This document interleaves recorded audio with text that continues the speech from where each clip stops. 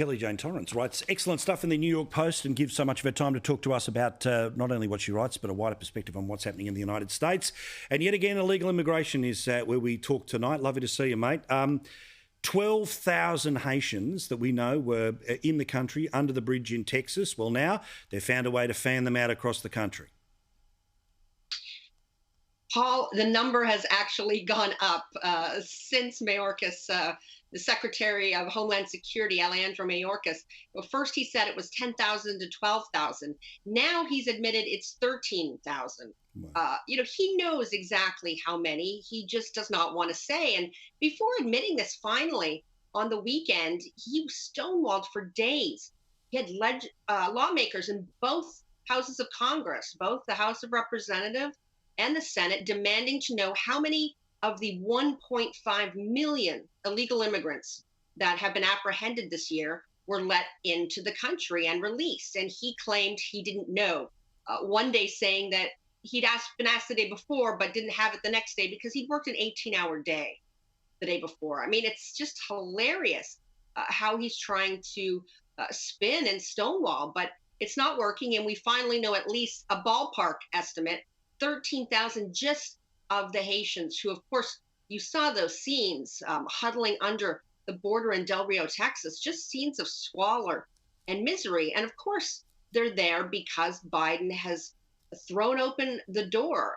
It's gone down all across Central America and South America that the border is open. And we understand that there's already new caravans that have been, getting together because they know, hey, if these people got let in, there's a great chance we will be let in. It's terrible policy, and there's only going to be a bigger surge. It's only going to get worse. Well, and basically, if you can overwhelm the system, then that'll be the case. A lot of people would be sitting back saying, well, okay, we know that there's a difference between Biden and Trump, but what have you seen or what stories have you heard about the change in enforcement or guards, the people who literally, we know they haven't blown up the wall, so that still exists to some part. We know that the border states like Texas and Colorado basically are doing exactly what they were doing this time last year. So apart from just the sheer surge of people turning up, what actually has changed physically on the border? Well, there's a few things. For one, President Trump instituted something called Title 42, which is a public health order that says this is a pandemic, and it gives them the immediate possibility of, getting illegals out because it's a pandemic. Donald Trump uses to let virtually no illegal immigrants in. The Biden administration has changed that.